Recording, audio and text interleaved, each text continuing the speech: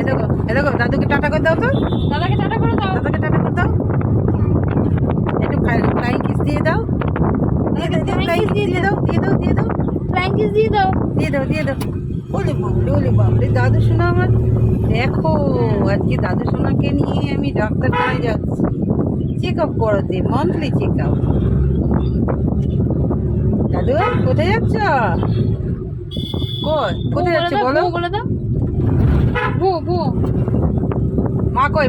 মা কোনটা? মা কই? ও দেখবেই না, এদিকে দেখাচ্ছে। মা কই? মা দিদু, মা কই? দিদু মা।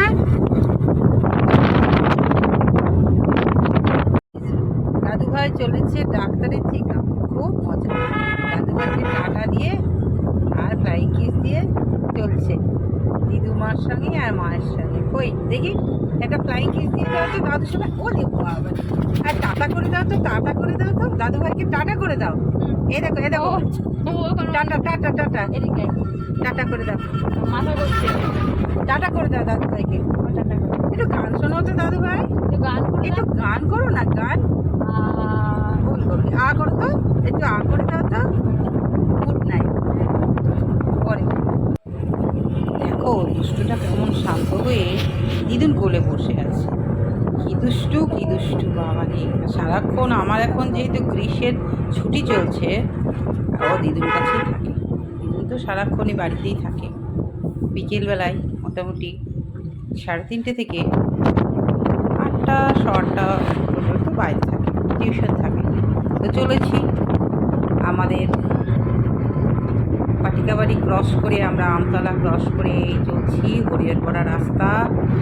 খুব সুন্দর প্রাকৃতিক দৃশ্য, খুব ভালো লাগে। দুইদিকে মাঠ, মাঝখান দিয়ে রাস্তা চলেছে, ভীষণই ভালো লাগে। পেয়ারার বাগান, এত রোদ্রেও দেখো কি সুন্দর পেয়ারার বাগান, তারপরে তিল পাট, খুব ভালো লাগছে। যে না, আমরা কিন্তু 1 মিনিটও দাঁড়িয়ে থাকতে পারি না রোদ্রে, কিন্তু ওরা দেখো ঘন্টার পর ঘন্টা কীভাবে রোদ সহ্য করে যাচ্ছে। তাহলে সব থেকে সহ্যশীল হচ্ছে উদ্ভিদ জগৎ, সত্যি তাই। খুব সহ্য করে, খুব সহ্য করে। ধুলোবালি সহ্য করে, রৌদ্র সহ্য করে, বৃষ্টি সহ্য করে, শিলাবৃষ্টি সহ্য করে, কত কি সহ্য করে। সত্যি আমি আর থাকতে না পেরে একদম মুখটুক সাদা ওড়না দিয়ে বেঁধে ফেলেছি। ভীষণই জ্বলছে মুখ, খুব করে লু বইছে, কি কষ্ট। আর আমার দাদু ভাই দেখো কি সুন্দর রাস্তার দিকে তাকিয়ে আছে, আরও দিদুনের মতন প্রাকৃতিক দৃশ্য উপভোগ করছে। ভীষণই ভালো লাগে চলার পথে যেসব দৃশ্যগুলো দেখি আমরা, ভীষণ ভালো লাগে। এই মোটামুটি আমরা বহরমপুরে ঢুকবো এরকম। আজকালকার যা রাস্তার পরিস্থিতি, টুকটুকে ভরে গেছে। এই টুকটুকের জন্যই বেশি অ্যাক্সিডেন্টগুলো হচ্ছে। তো আমরা যেহেতু আমাদের 4 চাকায় করে যাচ্ছি, তো যদিও 4 চাকাটা আমার না, আমার এর আগে অনেক গাড়ি ছিল, গত 6 মাস থেকে আমার গাড়ি নেই। আমরা ভাড়ার গাড়িতেই যাচ্ছি, যখনই যাই ভাড়া গাড়িতেই যাই, কারণ নিজস্ব গাড়ি না হলে কেমন লাগে না। আর চেক আপ তো আমার দাদু ভাইকে প্রত্যেক মাসেই যাই চেক আপ করি। আর মেয়ের শরীরটা একটু খারাপ, মেয়েটাকে একটু ডাক্তার দেখাবো, দেখানোর জন্য যাচ্ছি। দর্শক বন্ধু, এই যে এত রৌদ্র, একটু দেখো, যাদের কাজ আছে তারাই বেরিয়েছে। একদম চুয়াপুরের ওপরে যে ওভার ব্রিজটা আছে, সে তার ওপর দিয়ে যাচ্ছি, কি ভালো লাগছে। নিচ দিয়ে ট্রেন লাইন আছে, ওপর দিয়ে যাচ্ছি। এই জায়গাটায় আগে যখন এই ব্রিজটা হয়নি, কি যানজট ছিল, খুব কষ্ট হতো। যাই হোক, এটা হয়ে যাওয়াতে মানুষের অনেক সুবিধা হয়েছে। এখন আমরা খুব স্মুথলি আমাদের ওয়েতে আমরা চলতে পারছি। আর সবথেকে বড় কথা, বহরমপুর শহরের মধ্যে যা টুকটুকে যানজট, একটা ফালতু ব্যাপার হয়ে গেছে। খুব যানজট, খুব পলকে পলকে টুকটুক। কি করা যাবে, চাকরি নাই বাকরি নাই মানুষের, তো কিছু করে সংসার চালাতে হবে। এইভাবেই চালাচ্ছে মানুষ, কিছু করার নেই। সুন্দর দেখো, এই বাস স্ট্যান্ডের পাশ দিয়ে স্টেশন রোডে ধরেছি। স্টেশন এখানে বহরমপুর স্টেশনের কাছাকাছি আমরা পৌঁছে গেছি। এই স্টেশন আমার যেখানে অপারেশন হয়েছিল রবীন্দ্রনাথ টেগোর যে নার্সিংহোম, সেই নার্সিংহোম ক্রস করে আমরা বাস স্ট্যান্ড হয়ে চলে যাব রানীবাগান আমার দাদু ভাইয়ের ডাক্তারের কাছে, সৌম্যদীপ্ত।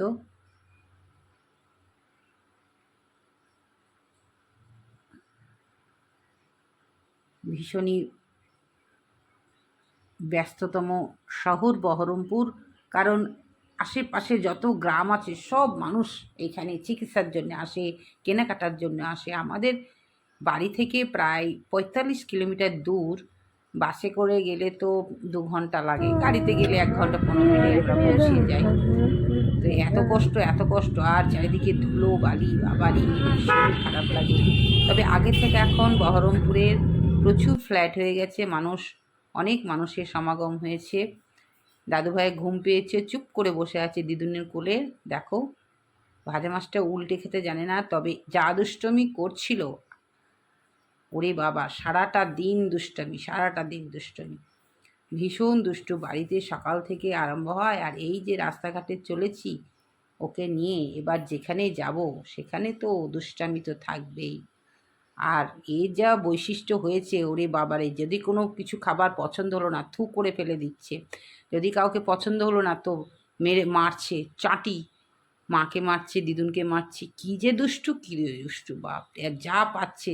সবথেকে বেশি খেলার বিষয় হচ্ছে ওর চাবি পেলেই হাতে ওই তালার মধ্যে বা যে কোনো ফুটোর মধ্যেই ও ঢোকাবে, এই একটা চেষ্টা। চলে এসেছি বাস স্ট্যান্ড, দেখো মোহনা বাস স্ট্যান্ডের কাছেই আমাদের বহরমপুর শহর পৌঁছে গেছি। বাপরে কি যানজট দেখো, প্রচুর টুকটুক, 2 চাকা, তার মধ্যে রাস্তা ক্রস করে আমরা গির্জার মোড়ের রাস্তায় ঢুকে পড়েছি। আমার খুব পরিচিত এই যে রাস্তা দেখছো, কারণ আমি পড়াশুনো করেছি এখানে, গার্লস কলেজে পড়াশুনো করেছি, এখানেই মানুষ হয়েছি। আমার ভীষণই ভালো লাগে বহরমপুর টাউনটা। আমি 2 বছর ছিলাম ওখানের। প্রশাসন ব্যবস্থা ভীষণই ভালো, এখানে কোনো অত্যাচারিত কোনো ঘটনাই হয় না। পড়াশোনা, হ্যাঁ, খুব ভালো মাস্টারমশাইরা এখানে আছেন, এবং 10 to 12 খুব ভালো প্রশিক্ষণ দেওয়া হয়, বিশেষ করে প্রাইভেট মাস্টারমশাইরা যারা আছেন ভীষণই ভালো।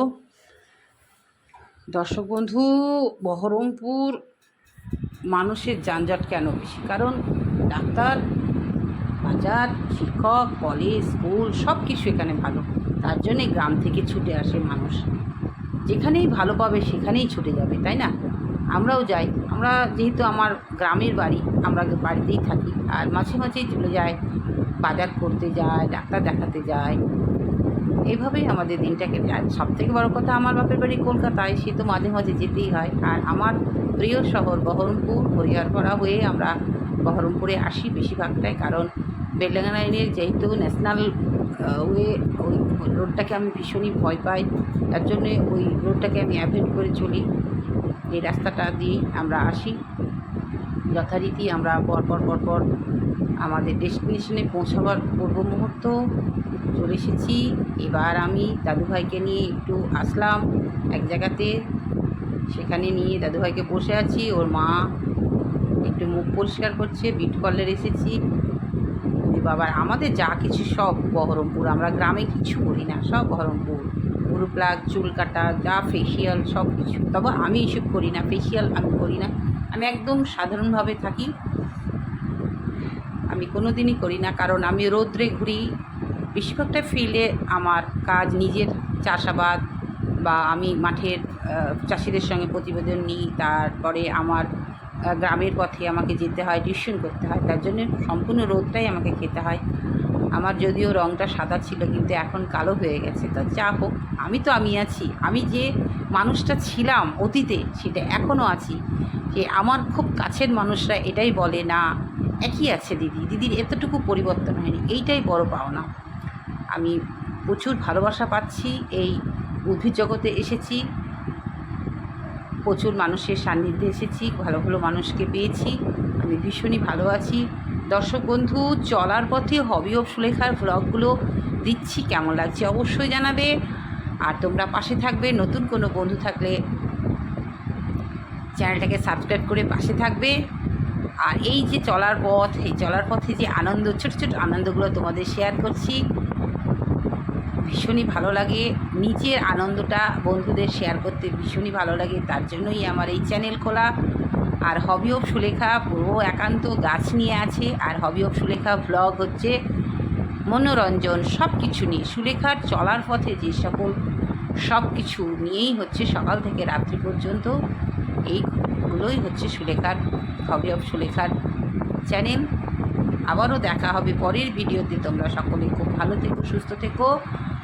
আর রাত্রের দৃশ্যটা একটু তো দেখাবোই, কারণ গঙ্গার ধার দিয়ে যাব, লাইট ও খুব সুন্দর দেখাবো।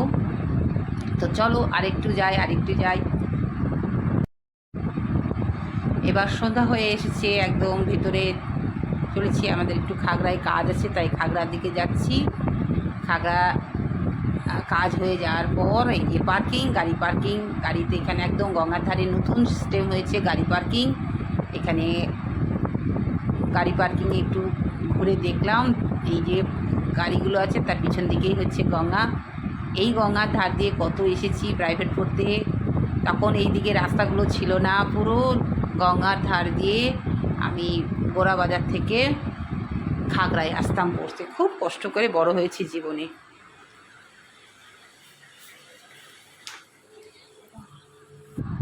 আমাদের প্রায় অনেক রাত্রি হয়ে গেছিলো, 8:30 বেজে গেছিলো আমাদের ফিরতে। রাত্রিবেলায় যদিও দূরের দৃশ্যগুলো দেখতে ভালো লাগে, তাও একটা গা ছমছম করে, কারণ রাত্রিবেলায় গাড়িতে মনে হয় যেন একটা ভয় লাগে। দূরে দেখতে পাচ্ছ রাধার ব্রিজটা দেখা যাচ্ছে, লাইট সব গাড়ি যাচ্ছে। এই দেখো, এবার দেখাই, কি ভালো লাগছে না রাধার ব্রিজ। একসময় এই রাধার ব্রিজ থেকে একটা বাস পড়ে গেছিল গঙ্গাতে, আমি তখন খুব ছোট ছিলাম। তো যাই হোক, সকলে ভালো থাকো, সুস্থ থাকো, যে যার নিজের কর্ম নিয়ে থাকো, আনন্দে থেকো। আজকের ব্লগটা এখানেই শেষ করলাম, আজকে আসি।